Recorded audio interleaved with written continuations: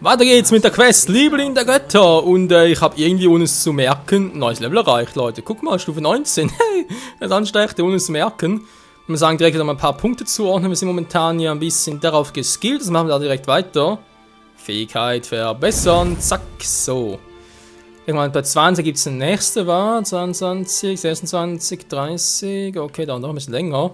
Aber egal. Was mich halt hier vor allem frage ist, 30, okay, dann haben wir hier alles freigestellt, aber ist das echt alles oder gibt es noch einen weiteren Baum und so weiter? Weil, okay, nehmen wir an, wir hätten hier vielleicht noch ein gelbes Muttergen, kann ja auch sein, oder sonst irgendetwas. Grün, einmal rot, einmal blau, aber ist es echt alles?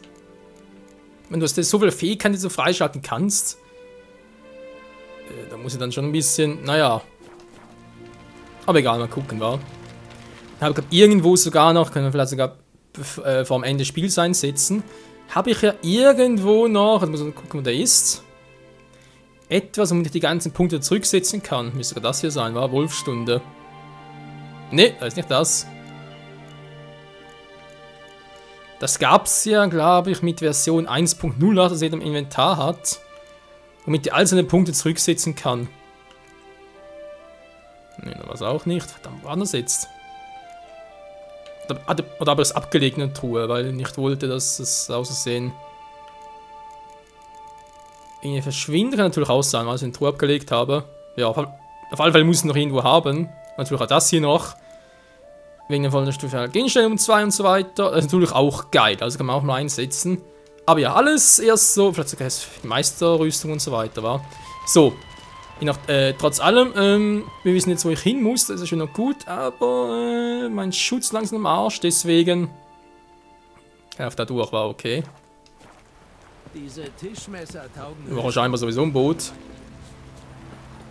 Jetzt gehe ich erstmal zurück, nochmal die Rüstung upgraden. Reparieren muss ich wohl eher weniger. Naja, Schnauze. Ups. Ah! So, jetzt.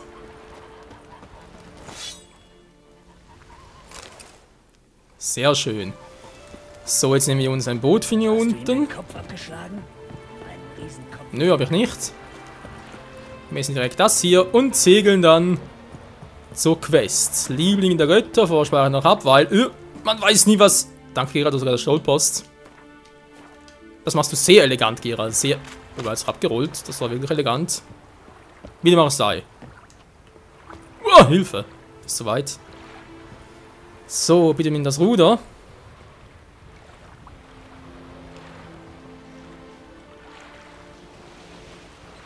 Dann hoffe ich mal, das geht. Was macht denn der? Betet der oder singt der? Egal. Und wir erfreuen uns etwas dieser herrlichen Pracht, dieser wunderschönen Grafik, diesen wunderschönen. Ja. Diesen wunderschönen. Gut, bevor wir dann überall noch zurückgehen, wegen Uma und Ciri, muss noch unbedingt gucken, was macht dann Offscreen. Wo noch überall halt die sogenannten versteckter Schatz. Okay, werden wir die noch gucken. Ja. Genau, wegen versteckten Schätzen so auch noch Monsteraufträgen und so, oder Hexaufträgen. Aber vor allem noch in den Machtorten. Die müssen auch irgendwo hier noch sein und ja. Die kommen eigentlich nachher wieder. Genau deswegen meine ich. Das Spiel ist so buggy hinsichtlich dem. Toll.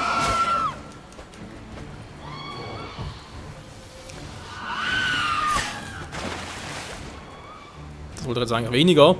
Aber gut, dann 1000-mal Gerald, war. Wäre klug gewesen, nicht zuerst platt gemacht.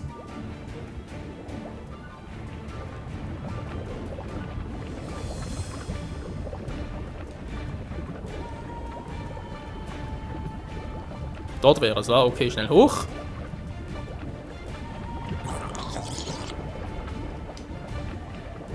Ja, ich weiß, gerade getroffen, dämliche Sirene, aber macht sowieso keinen Schaden. Kann ich im Wasser eigentlich Quellen einsetzen? Lüge natürlich nicht, wieso, keine Ahnung.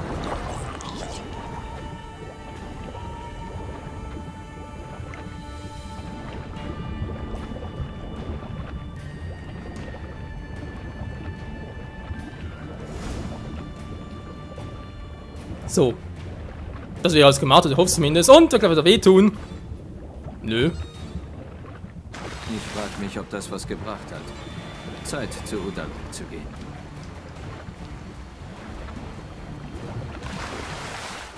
Jetzt klappt es plötzlich zurück ins Boot klettern. Mann, Gerald, was machst du da? Ich hab gesagt, wenn einsetzen.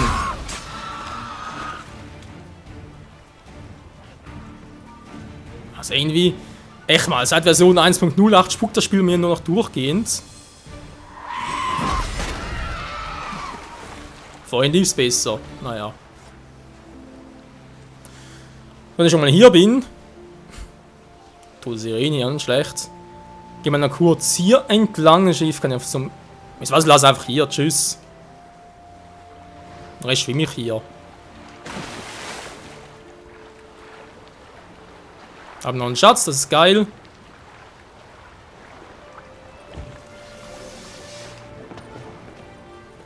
Kommt noch her, ihr Moor-Mixer.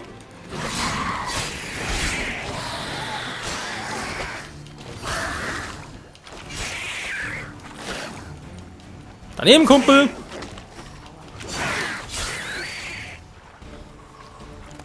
Naja. Also mit Geralt, dem Schlechter von Blaviken, dem Riesenschlechter, soll man sich halt lieber nicht anlegen. Aber das, wenn sie ein bisschen klug wären, wüsste das auch von dem her. Sonst noch was? Nö, okay. Hier ist also noch in... Okay. Nicht für Adler, was?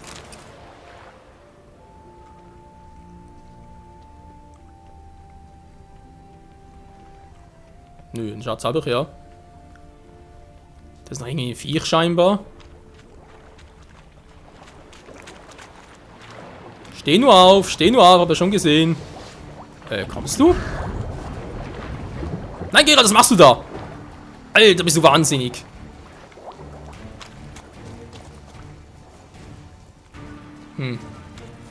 Egal, vorne sind ein paar mehr. Ertrunkener Toter. Ja, also ertrunkener Lebender ist ein bisschen unlogisch. Power hat er, mein Schild war direkt weg.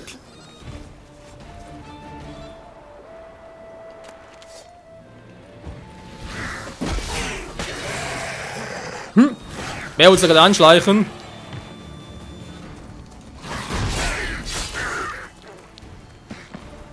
Scheinbar niemand mehr. Tja, Ladies and Gentlemen, das war der Schlechter von Blaviken. Den Spruch hört es nicht gerne, das weiß ich ja, aber egal.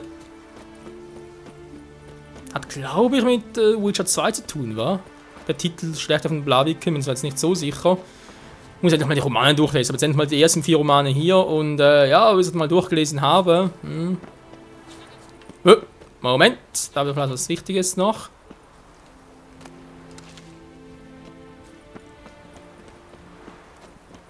Kein Teleportpunkt, schade. Was ist denn das? Ich habe noch nie so einen tapferen und frommen Bastard. Aber wieso? Letzte Nacht Warum hast... Was ist los? Udalrik, die Stimmen haben ihm befohlen, sich das Auge rauszureißen. Was? Warum hast du das gemacht? Es war der Wille der Götter. Ein Opfer für Aki. Wann haben die Götter zu dir gesprochen? Gleich nachdem ich weg war? Kurz danach. Ich wurde müde und legte mich hin. Da offenbarten sie mir ihren Willen. Schläfst du immer, wenn sie mit dir reden? Immer. Und was siehst du dann? Rufen sie dich an einen bestimmten Ort? Zu meinem alten Zuhause. Sie befehlen mir, Fackeln zu entzünden und sprechen aus den Schatten. Was genau wollten die Götter? Erinnerst du dich? Was haben sie dir gesagt? Sie waren zornig. Eine Stimme sagte, du elender Wicht, hast Aki nicht geholfen und jetzt segelst du nicht zu ihm und bittest um Vergebung. Reiß dir das Auge raus, leide und büße für das, was du angerichtet hast.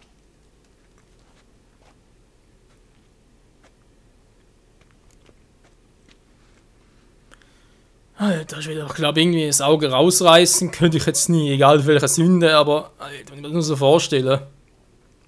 Verlangen die Götter immer, dass du ihnen dein Leid anbietest? Allein das gefällt ihnen. Und sie verlangen ständig mehr. Du sagst, die Götter sprechen aus den Schatten. Erlaubst du darum hier drinnen kein Licht? In den Träumen sehe ich manchmal ihre Form, wenn die Fackeln hell brennen. Es ist eine große Ehre, die Götter zu sehen. Würdest du sie vielleicht mit mehr Licht auch sehen, wenn du wach bist? Einfache Menschen sind nicht würdig, in ihr Antlitz zu schauen.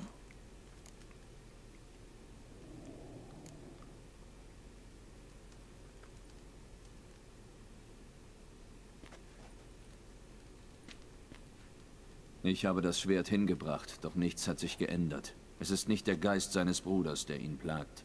Was ist mit ihm los? Können wir unter 4 Augen reden? Im Gästezimmer. Komm.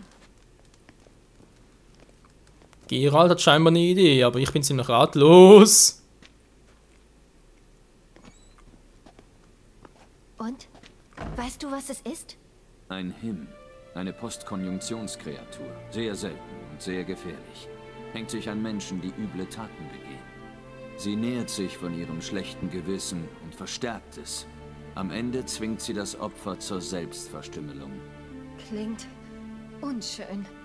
Kann man sie loswerden? Es gibt 2 Methoden, theoretisch. Angeblich kann man einen Him überlisten. Man muss so tun, als hätte man etwas Furchtbares vor. Dann springt er auf einen über. Wenn er merkt, dass er betrogen wurde, muss er gehen. Toll. Versuchen wir es. Ich kenne niemanden, dem das gelungen ist. Vielleicht waren die Täuschungsmanöver nicht gut genug. Und die andere Methode? Im Hexerbestiarium heißt es, dass man eine Nacht im Lager des Hims verbringen muss. Mit dem Betroffenen. Also im Geisterhaus? Gemütlich dürfte das zwar nicht werden, aber ich wette, du hast schon schlechter geschlafen. Ums Schlafen geht es nicht. Man muss den Him heraustreiben. Er muss aus den Schatten kommen und sich zeigen. Sonst kann man ihm nichts anhaben. So ganz ohne ist die Kreatur wohl nicht. Du hast Udalrik ja gesehen. Der Kampf wird nicht einfach. Ich weiß, du hast Zweifel. Aber wir sollten wenigstens versuchen, den Him zu täuschen. Vielleicht ist das nicht so einfach, wie es scheint. Perfekt sind beide Methoden nicht. Wie meinst du das?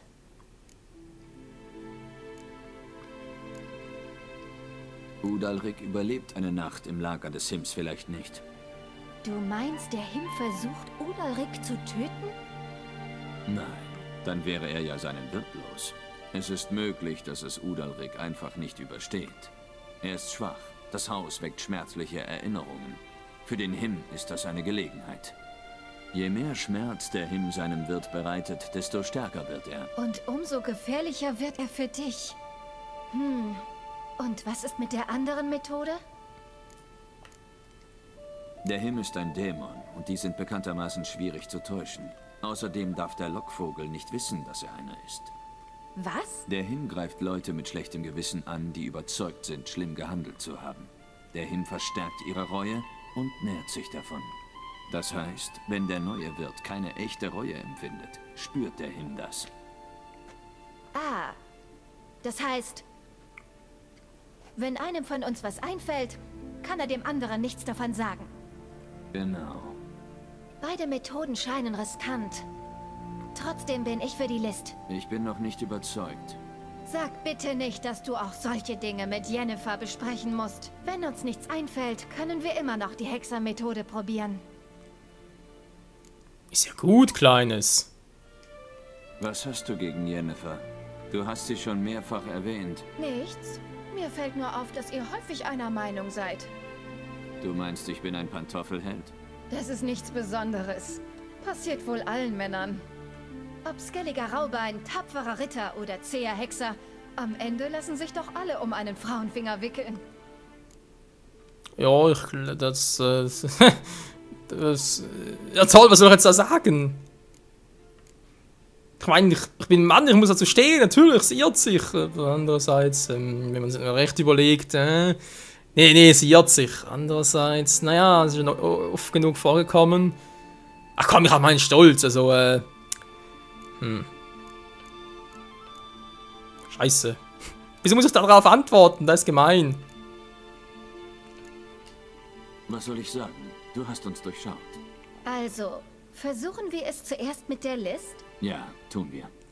Gute Entscheidung. Der einzige Ort, an dem sowas funktionieren kann, ist das Geisterhaus. Das Lager des Hims. Also, nach dir. Wir treffen uns dort. Ich muss unterwegs noch was erledigen. Gut. Bis dann. Jo, bis dann. Und zwar erledigen heißt in diesem Sinn, dass er noch ganz kurz, naja, wie soll ich sagen, vielleicht... Geht ihn jetzt hin? Seltsamer Weg. War noch kurz speichern, weil das ist mir nicht ganz geheuer, Freunde. Und vielleicht noch kurz was nachlesen und den Himmel besiegen kann. Vielleicht, wenn es im Kampf kommt, muss ich vielleicht noch irgendwas Spezielles auspacken. Kann ja sein. Ein Hims, na geht doch. Mondstaub. Lass mich ran, aber ich kann davon. Geisteröl, das müssen wir eigentlich haben. Igni, okay. Mondstaub, wa? Das ist jetzt eine gute Frage. Haben wir Mondstaub? Ein Geisteröl müsste ich noch haben.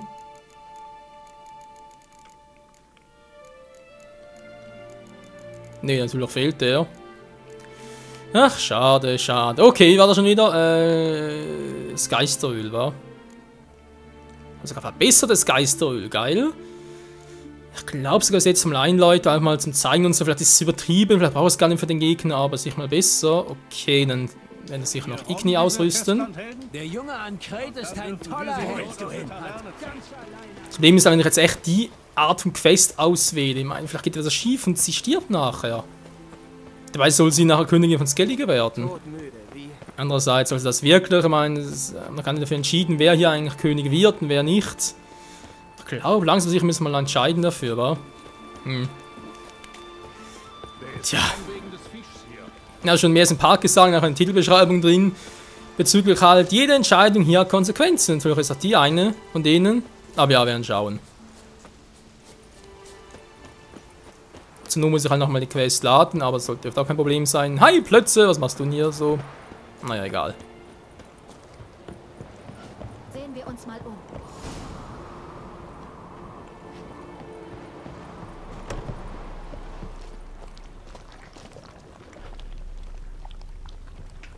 Ein alter Brotofen. Solide Handwerkskunst. Falls im Schornstein Der nicht die Ofensetzer Adler muss vom Festland gewesen sein. Schön, aber uns das irgendwie was hilft, bezahle ich jetzt.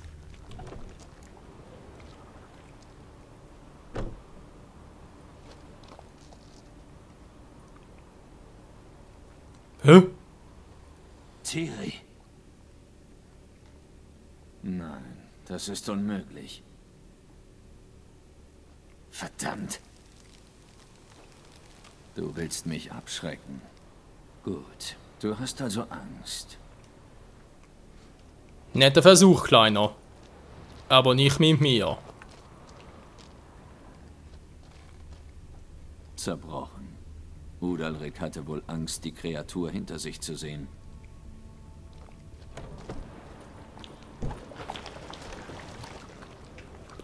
Wo ist sie hin?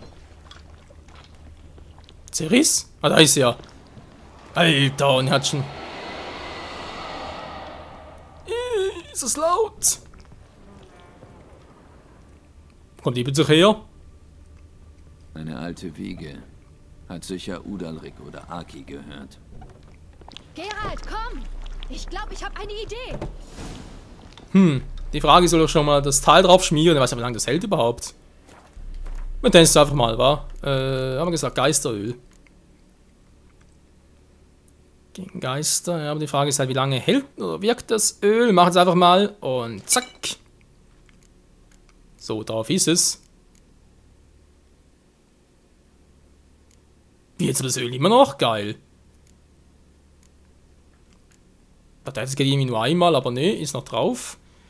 Super, was haben wir da? Gegen Geister, bis das Geisteröl. Krass, 40,40, okay, 40,1 jetzt vermute ich jetzt mal.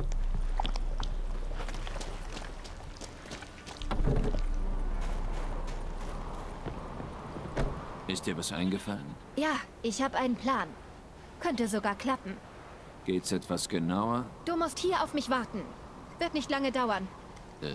Sonst nichts? Du hast es selbst gesagt. Du darfst die Details nicht wissen. Du musst mir vertrauen. Okay. Ich hoffe, du weißt, was du tust. Hoffe ich auch. Hoffen wir alle. Und? Können wir anfangen? Leg los. Ich bin bereit. Na schön. Ich bin bald zurück. Mach so lange schon mal ein Feuer an. Jo, gespeichert haben wir, ausgerüstet bin ich auch.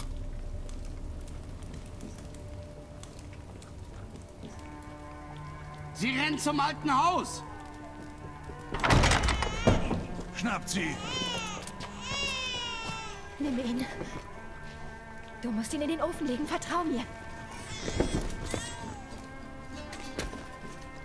Vorsicht, tut dem Kleinen nichts! Gib mir das Kind! In den Ofen. Wirf ihn in den Ofen.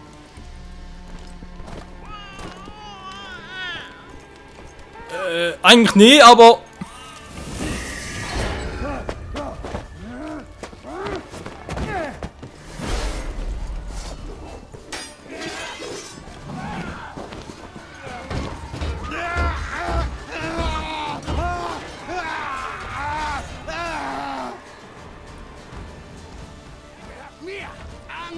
Ich hoffe wirklich, sie weiß, was sie tut.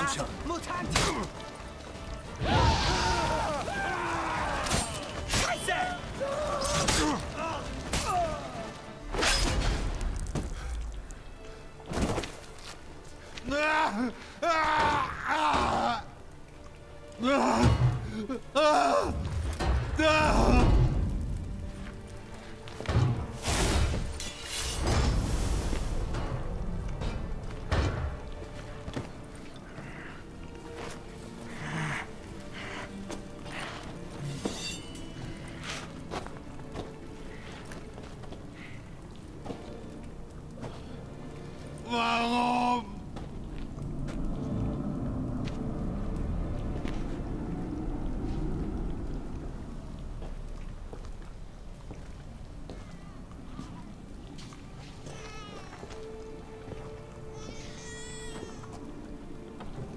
Aki!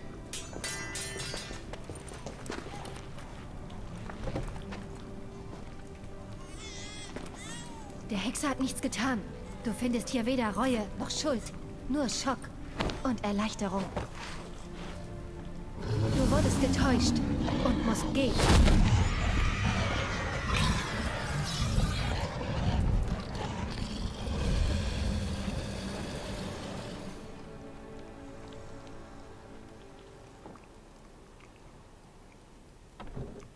Es ist vorbei.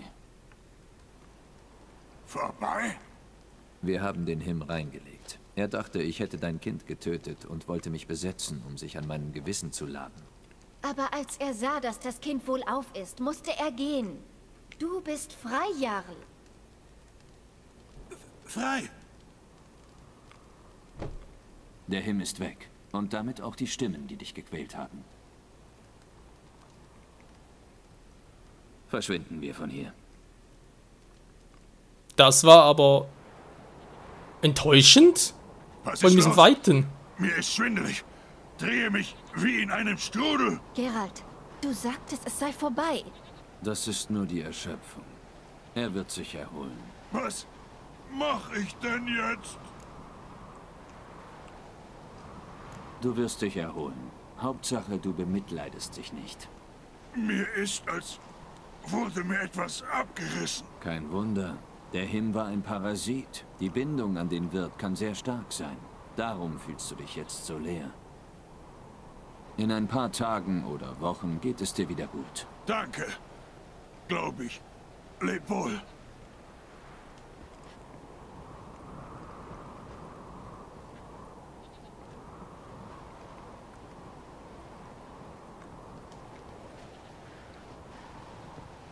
Ich gehe mit ihm. Er scheint verwirrt. Gute Idee. Und dann? Was hast du vor? Ich bleibe ein paar Tage und schaue, dass es ihm gut geht. Und du? Bleibst du auf Spikarok?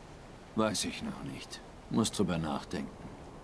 Yennefer ist bestimmt schon ungeduldig. Das haben wir doch schon besprochen. Oh ja. Leb wohl, Hexer. blauer Himmel und stets Wind im Rücken dir. Dir auch. Alles Gute. Abgesehen davon, dass das mit Jens sowieso vorbei ist. Puh, also ich mir ganz schön also ich hatte echt Schiss. Ich dachte echt, soll ich aber andererseits, okay, kann noch neu laden.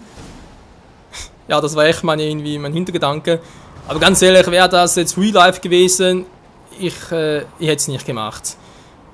Sorry, mein Vertrauen, schön und gut. Klar, wenn ich einer Person total vertrauen würde, hätte ich es dann doch getan. Aber ich meine, Serie selbst, ich weiß nicht, wie lange Geralt sie kennt und so, aber ich persönlich kenne es zu wenig, also ich hätte das niemals gemacht, ey. Das war jetzt echt... Und vor allem, wir haben so auf den Kampf gefreut, von wegen, ja, Geisteröl drauf, geil, und plötzlich, nö, nichts gewesen in Späßen. Da war es auch ein bisschen enttäuscht. Gut, das heißt, auch Endline wäre eine Option, machen wir jetzt aber noch nicht. Wir haben noch ein paar andere Dinge zu tun, Leute. Also, der Rüstungsschmied können wir auch schon bald mal machen. Jo, wird echt nicht mehr lange. Von Schwerten und Knödeln sind halt da 4 Stufen. Ja, auch schon vorher versuchen, wa? Fliegende Fäuste sich auch mal vorher. Hexaufträge, Phantom vom Eldberg, das sicher mal. Rätsel am Mord vom Kleinweg, das ja auch mal.